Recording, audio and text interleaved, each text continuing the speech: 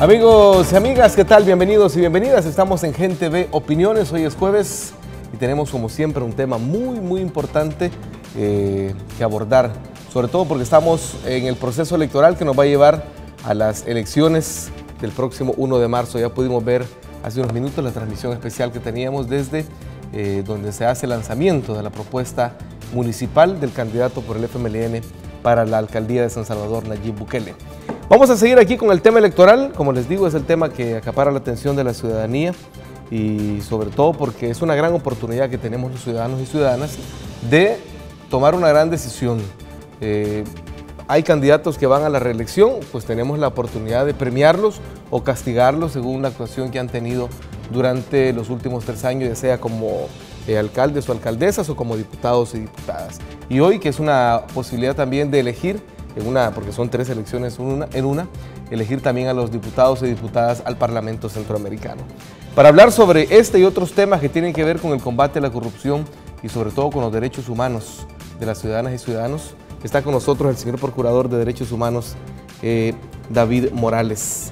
Buenas noches, bienvenido. Buenas noches, Luis, qué gusto compartir este espacio nuevamente con Gen TV. Un saludo a la audiencia que nos escucha y nos ve este día. Pues estamos ya a 22 días, si no me equivoco, de tomar esa gran decisión como país. El Salvador elige diputados y diputadas, El Salvador elige alcaldes y alcaldesas, El Salvador elige su futuro. Procurador, entiendo que ustedes, como siempre, realizan una observación muy especial, ya que este es uno de los principales derechos humanos que tenemos los ciudadanos y ciudadanas. ¿En qué consiste el plan electoral para esta elección? En efecto, Luis, la Procuraduría para la Defensa de los Derechos Humanos tradicionalmente ha observado las elecciones en El Salvador. Contamos con un observatorio electoral bastante completo. Con la llegada mía a la Procuraduría reforzamos algunas dimensiones. Hemos trascendido la mera observación de las votaciones con un despliegue grande que hacemos ese día. En la próxima votación estaremos desplegando alrededor de 600 observadores a nivel nacional. 200 de estas personas son funcionarios y funcionarias de la Procuraduría y tenemos una red de observadores voluntarios. Generalmente son personas de organizaciones no gubernamentales, organizaciones de la sociedad civil que se integran al observatorio. Pero también mantenemos desde el inicio del proceso un espacio, un equipo de análisis de todas las etapas del proceso electoral que va midiendo el funcionamiento del sistema, la aplicación de la ley, el funcionamiento del Tribunal Electoral o las diferentes problemáticas y denuncias que se van presentando. Este monitoreo nos permitió en la elección del año pasado pues poder establecer que muchos de los estándares internacionales para este tipo de procesos se cumplieron. En general, las garantías de limpieza, de transparencia, de participación y de universalidad que medimos resultaron satisfactorias. Aún que tenemos todavía necesidad de desarrollar muchos temas y sigue siendo una evolución la ley electoral, ¿no? Las leyes electorales del país están en una evolución positiva. Desde los últimos años tenemos una serie de reformas. Entonces estamos activando este mecanismo de análisis del funcionamiento del sistema electoral en su conjunto. Estaremos dando un informe previo a las votaciones que nos dará cuenta de lo verificado durante el proceso. Realizaremos la observación nacional el día de las votaciones y luego damos un informe definitivo. Ahora, en este proceso electoral, en vista de las fortalezas que pudimos establecer el año pasado en cuanto al funcionamiento del sistema, daremos un énfasis especial en la participación de las poblaciones más vulnerables. Estaremos vigilando el tema de la participación de las mujeres, de los pueblos originarios o pueblos indígenas, las personas con discapacidad, las personas adultas mayores y la juventud. Estaremos enfocando las facilidades, las posibilidades, la participación de estos grupos para dar un aporte desde el enfoque también de derechos humanos a nuestra vigilancia electoral. Ahora, no cabe duda, Procurador, que para esta elección la cosa va a estar un poco, más complicada que para la elección anterior, que fue solo presidencial, aunque hubo 2 vueltas. En esta hay 3 elecciones en una.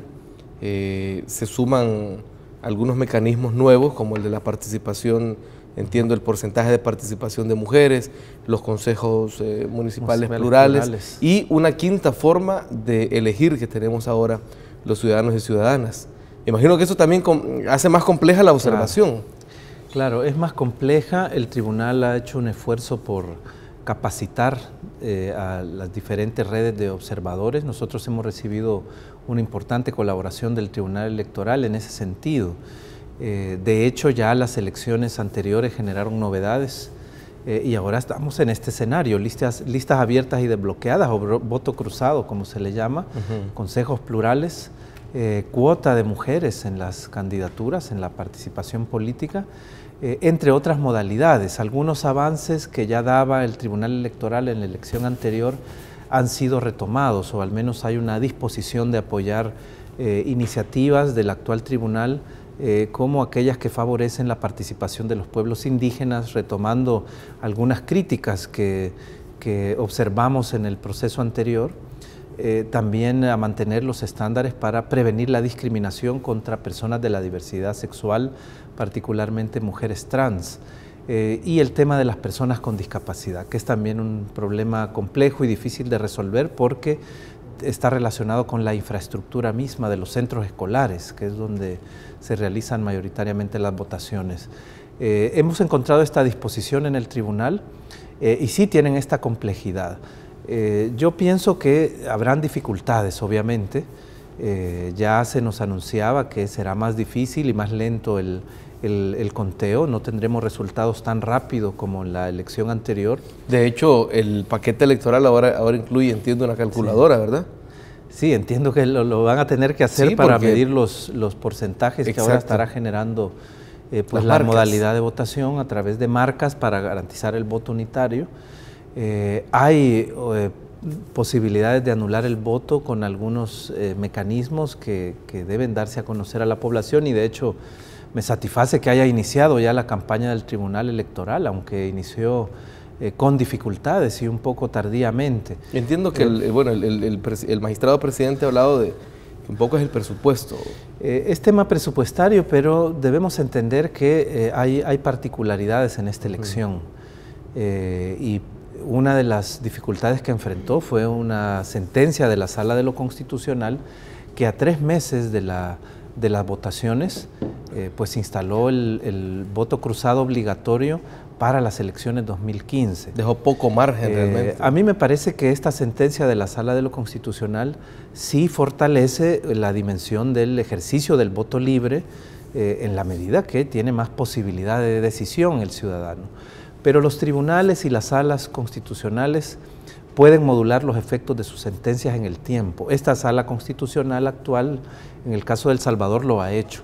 Lo hizo, por ejemplo, cuando anuló la elección de la gran mayoría de magistrados de la Corte, 2 generaciones de magistrados, pero postergó los efectos en el tiempo para evitar la cefalía de la Corte.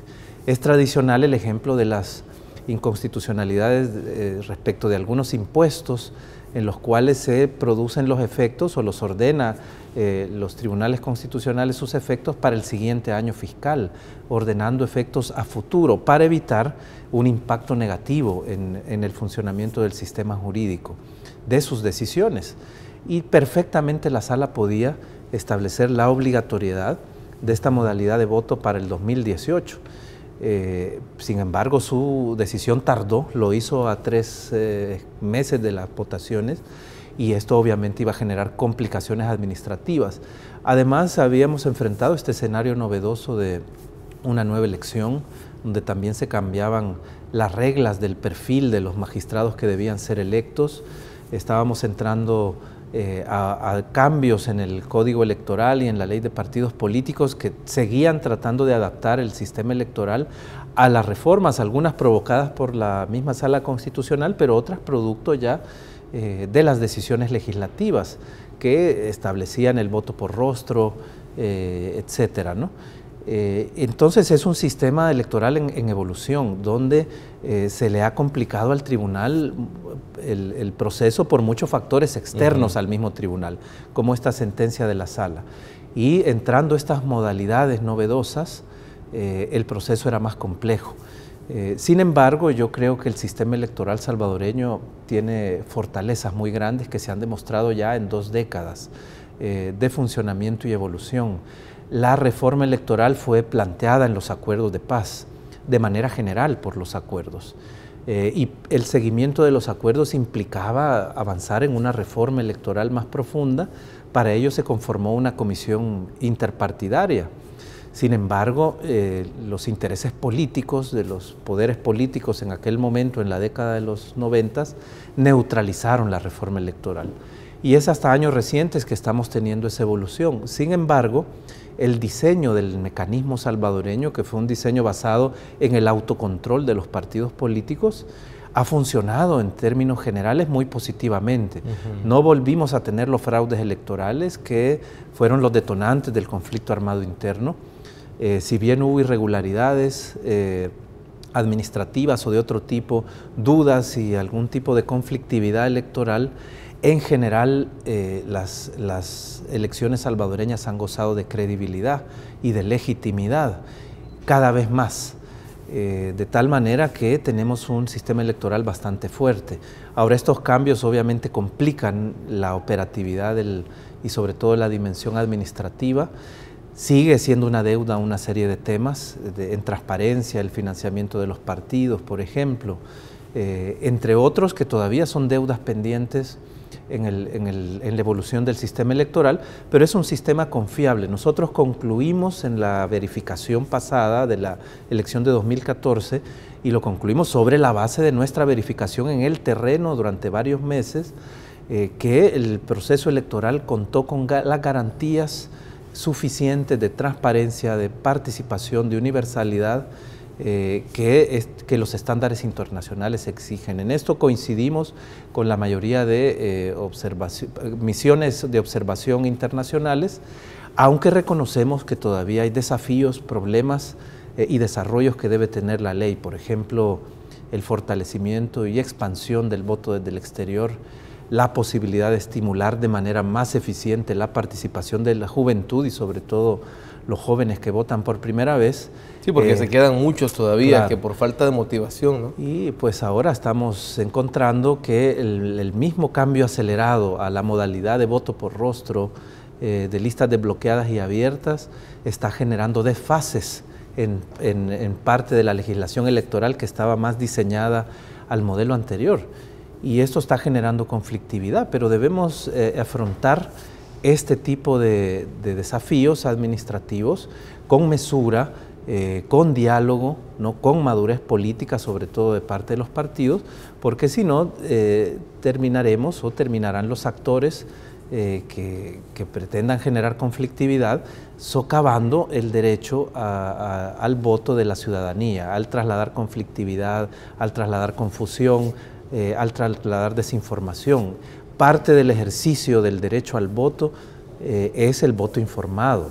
El derecho al voto no solo es tener libertad de llegar al centro y que nadie lo coaccione para depositar una papeleta, sino haber tenido acceso a información plural suficiente sobre las plataformas políticas y tomar una decisión desde la información, desde la libertad de conciencia y de pensamiento, tomando una opción sobre la base de encontrarse cada ciudadano o ciudadana informada. Entonces, las campañas sucias, la conflictividad deliberada o desmesurada, ¿verdad?, los ataques a la institucionalidad solo generan afectación a los derechos políticos de la ciudadanía, y por eso es importante que manejemos la mesura, el diálogo, ¿no?, la información objetiva ante cualquier complicación que podamos enfrentar ante los cambios recientes del sistema y que son un desafío para el actual tribunal, que también se está estrenando en esta elección. Incluso se van a estrenar con la transmisión de los datos, que entiendo que ahora lo va a asumir el tribunal.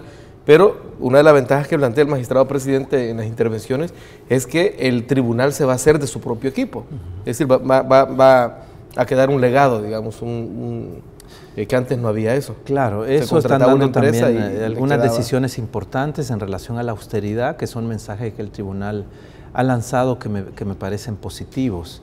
Ya yo le decía a un funcionario de Naciones Unidas en el proceso anterior, esta ha sido la prueba de graduación del sistema electoral salvadoreño, ¿no? Con esa diferencia mínima, pero que fue capaz de respaldarse con un proceso con garantías de transparencia y de limpieza, pese a las tensiones que una votación tan cerrada como es natural generó en ese momento. Ahora, procurador, ¿cómo ha visto el desempeño hasta este momento de los partidos políticos como tales, en cuanto a sus campañas, en cuanto a justo esa conflictividad que a veces se da?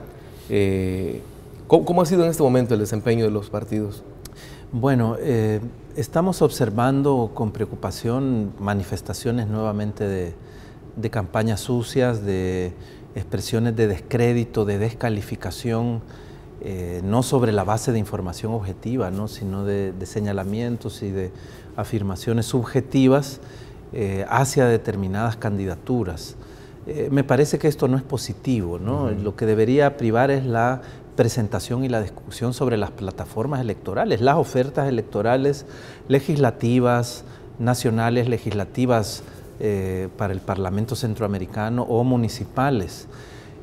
Sin embargo, hay sí algunas dimensiones positivas en la medida que se han generado mayores espacios de debate, más allá de los niveles de discusiones de fondo que puedan tener y las deficiencias que todavía se arrastran en este tipo de espacio donde se dan ataques mutuos que creo yo no son constructivos muchas veces, pero se ha incrementado el nivel de debate. Yo creo que se ha logrado poner sobre la mesa también propuestas por diferentes candidaturas, en mayor medida que en experiencias anteriores. Pero sí lamentamos que todavía se dé el ataque y la descalificación. Y de hecho suelen las redes sociales, por su dificultad para ser controladas, ¿no?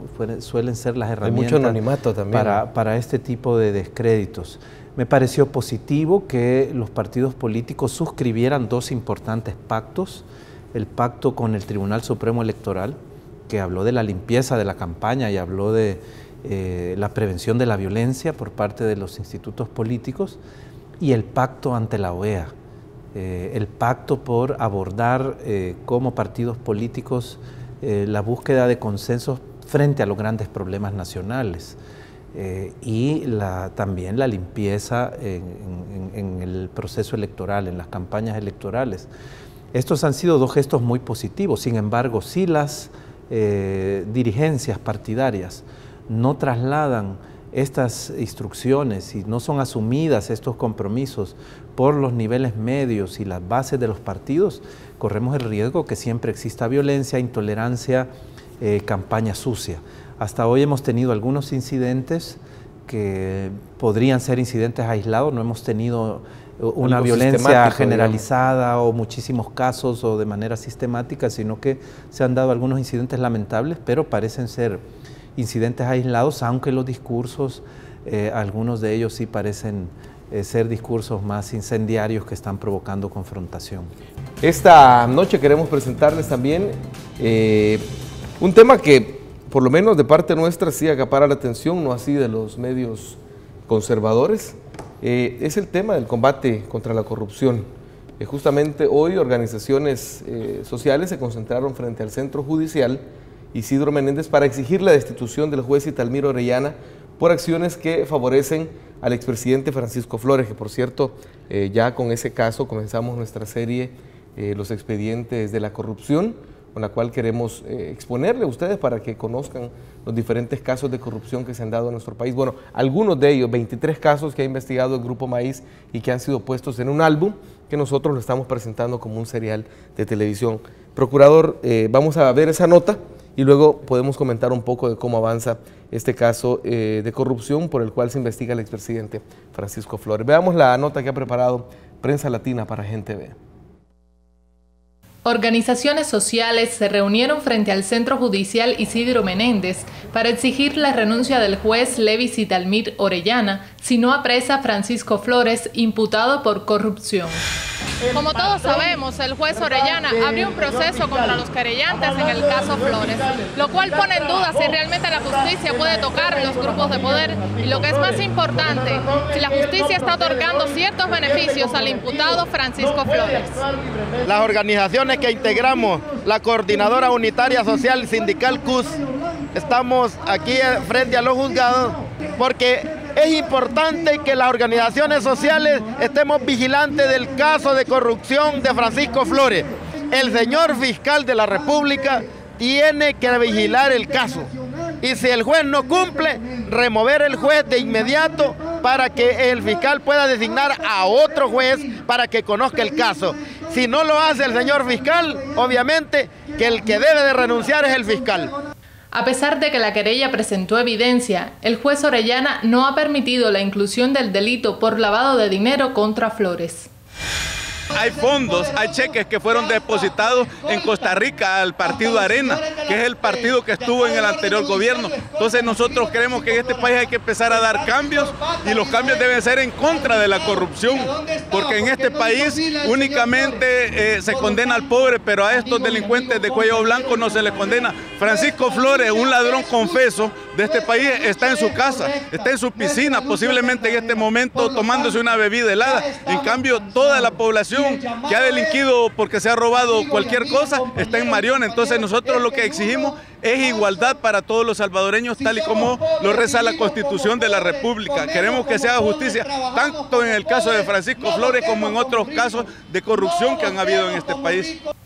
La ruta del dinero donado por Taiwán a El Salvador está detallada en el denominado Reporte de Operaciones Sospechosas enviado por el Departamento del Tesoro de Estados Unidos. Este documento constituye la base de las denuncias contra Flores y, sin embargo, el juez Orellana se niega a aceptarlo como prueba en el proceso.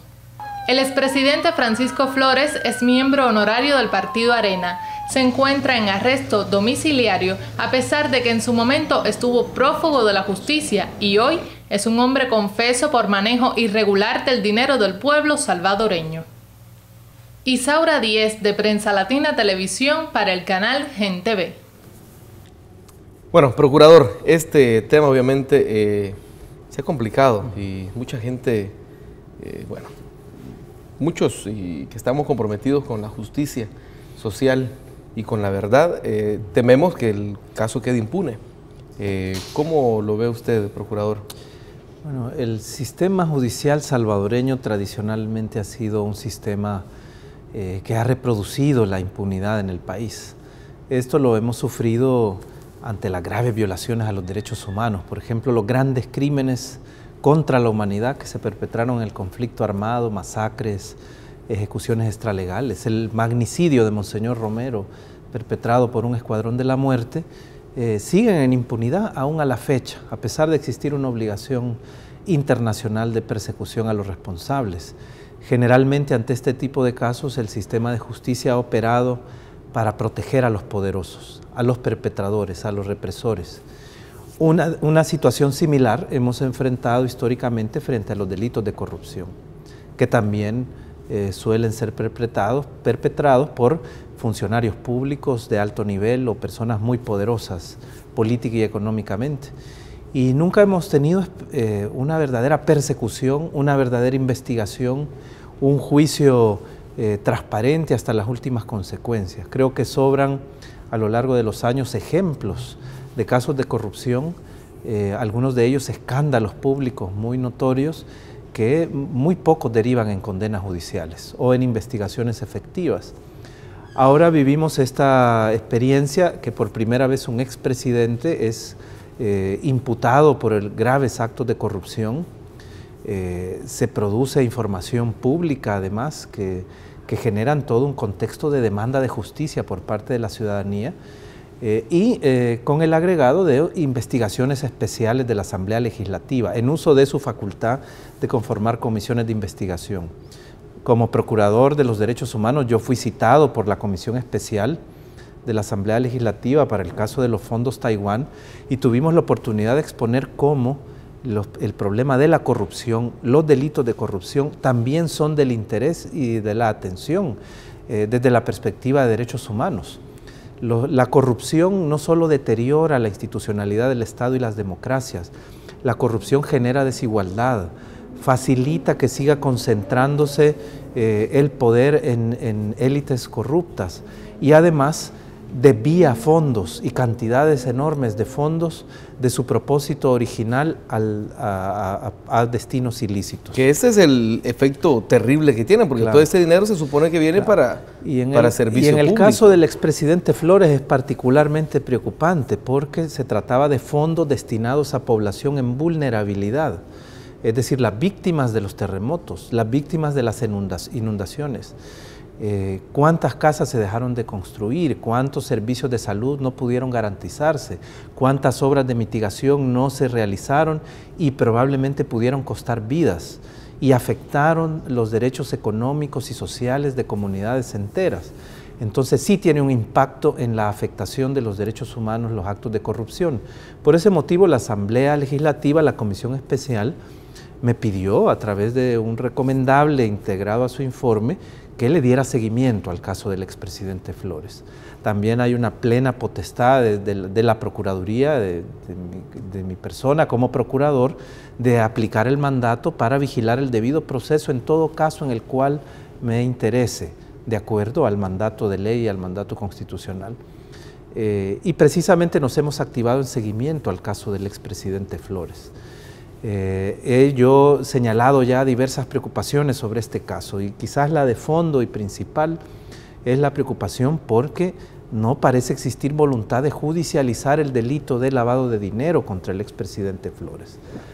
El solo requerimiento judicial, el escrito mediante el cual judicializa el caso el señor fiscal general a pocos días de que prescriban los 3 delitos por los cuales ahora se juzga al expresidente, que son delitos mucho menos graves que el delito de lavado de dinero, ya ese informe fiscal, ese requerimiento fiscal, relata hechos que permiten configurar el delito de lavado de dinero. Hay un origen ilícito. El origen ilícito no es la donación de Taiwán que entrega el presidente Flores. El origen ilícito es el desvío de fondos ocultando ese desvío ilícito y encubriendo el origen ilícito de este desvío de fondos en una serie de movimientos bancarios que pasan por Costa Rica, Miami y que vuelven a El Salvador para ser redistribuidos. Ya cuando están en El Salvador se desconoce el verdadero origen de esos fondos. Entonces, al parecer, en principio, se configura el delito de lavado de dinero y debió judicializarse. Sin embargo, la Fiscalía evitó hacerlo. Han pasado muchos meses desde entonces y recientemente tuvimos la denuncia pública de los querellantes en el caso, que son abogados y abogadas representantes de organizaciones de derechos humanos bastante reconocidas como FESPAD e ISD.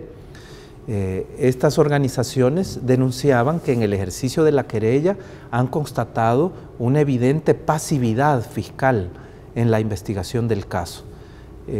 Y también han encontrado algunas actuaciones preocupantes del juez Levis Orellana. Cuando los querellantes hacen este comentario público en ejercicio de su derecho a la libertad de expresión, inmediatamente son coaccionados, amenazados con ser procesados penalmente y se les hace un procedimiento sancionatorio.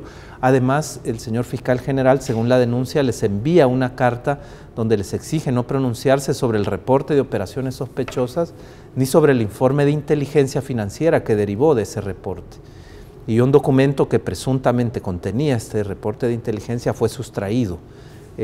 No fue sustraído, fue retirado más bien a petición del señor fiscal del proceso judicial, a lo cual accedió el juez Orellana. Esto ha motivado una denuncia por violación a la libertad de expresión y por persecución arbitraria por parte de los querellantes ante la Procuraduría de los Derechos Humanos. Entonces yo lamentaría profundamente y condenaría y reprocharía que esta lógica de la impunidad que ha prevalecido en los casos de corrupción en el pasado se vuelva a imponer en el caso del expresidente Flores. El expresidente Flores tiene todo el derecho a las plenas garantías a la defensa, a la audiencia, a que sea respetado el debido proceso legal. Pero es obligación de la Fiscalía General impulsar las investigaciones hasta sus últimas consecuencias.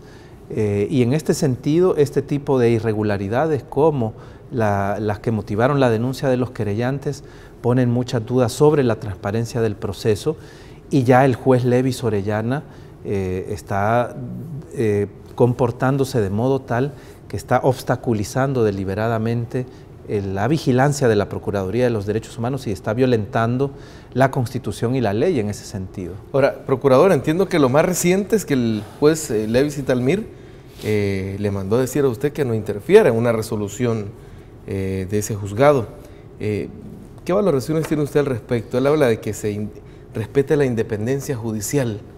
Bueno, es muy penoso para nuestro país y para nuestro sistema judicial que este tipo de argumentos estén siendo expresados por jueces de la República. Y debo decir, lamentablemente también, que el primer caso no es el del juez Orellana, sino el primer caso es el de la propia Sala de lo Constitucional, que para evitar la vigilancia del Procurador de los Derechos Humanos trató de desconocer su mandato.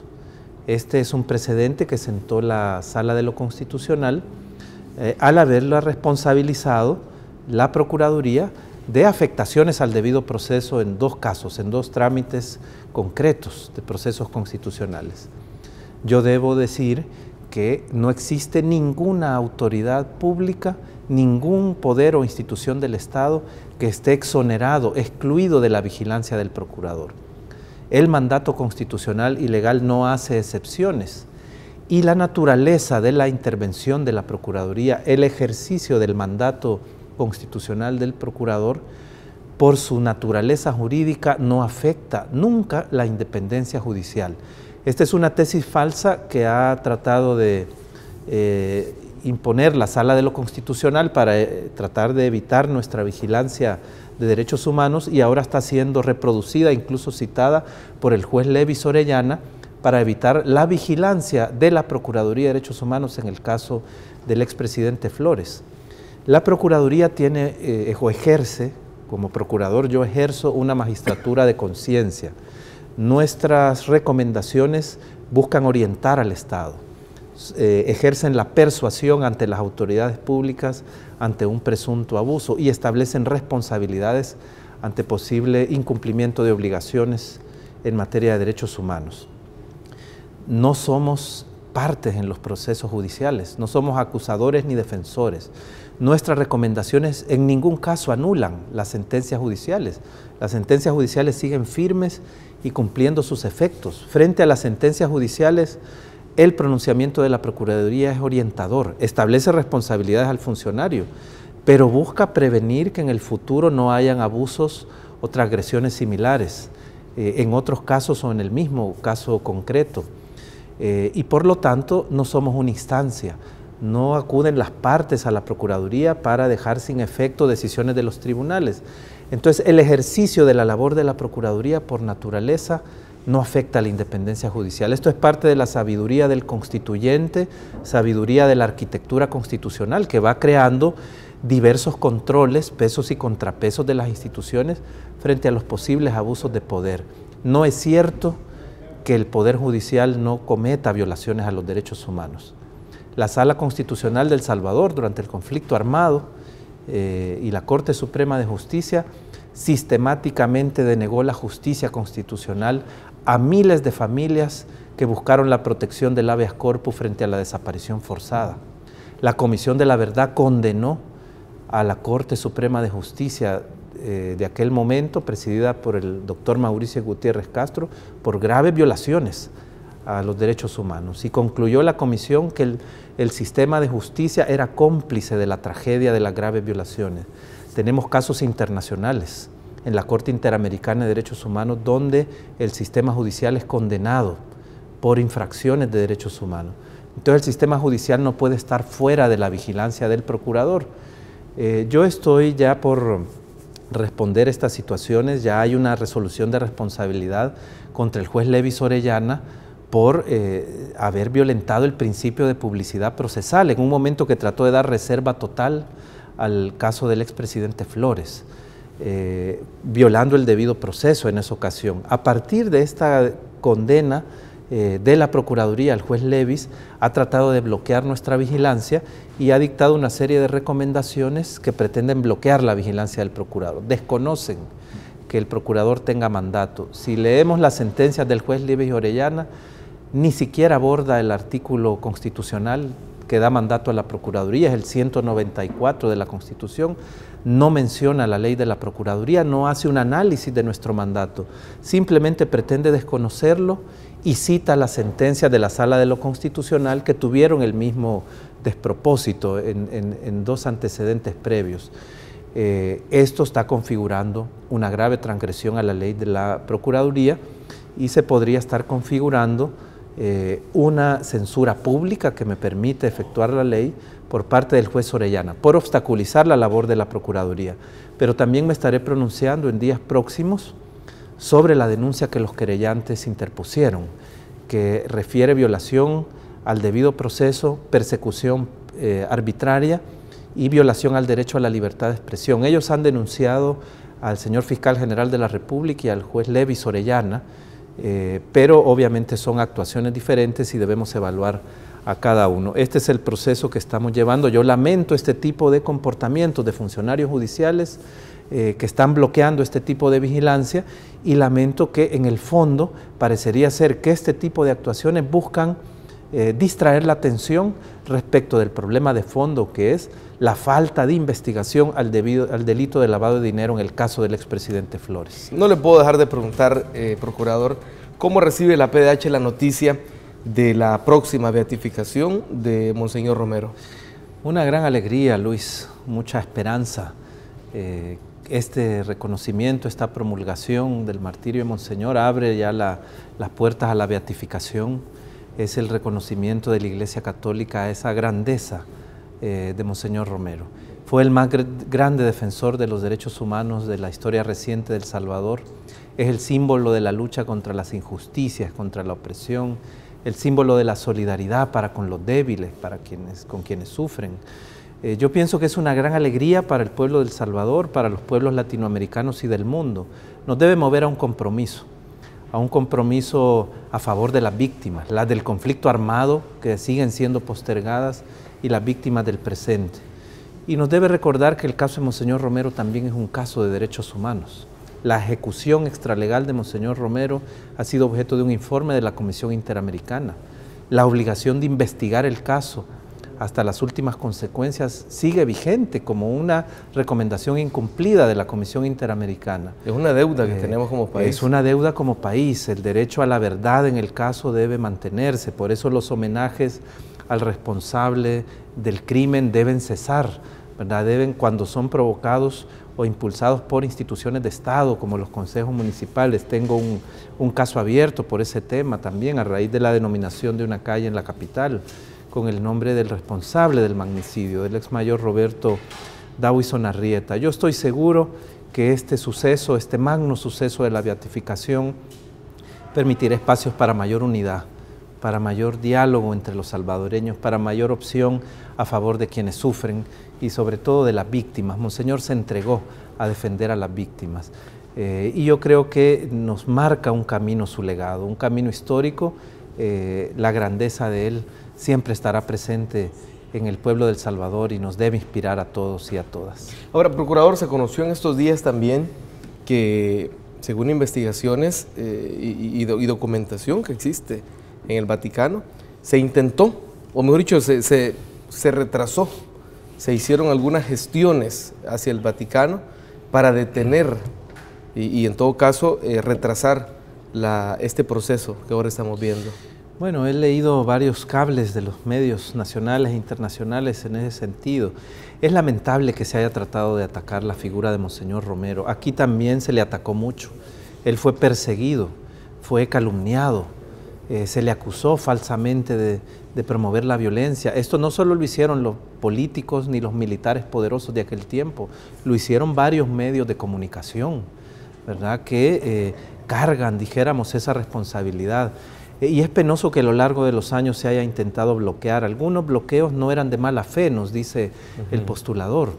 Eran por temas de una visión muy cerrada, muy estrecha, para abrirse a la verdad de la vida de Monseñor Romero y de su obra.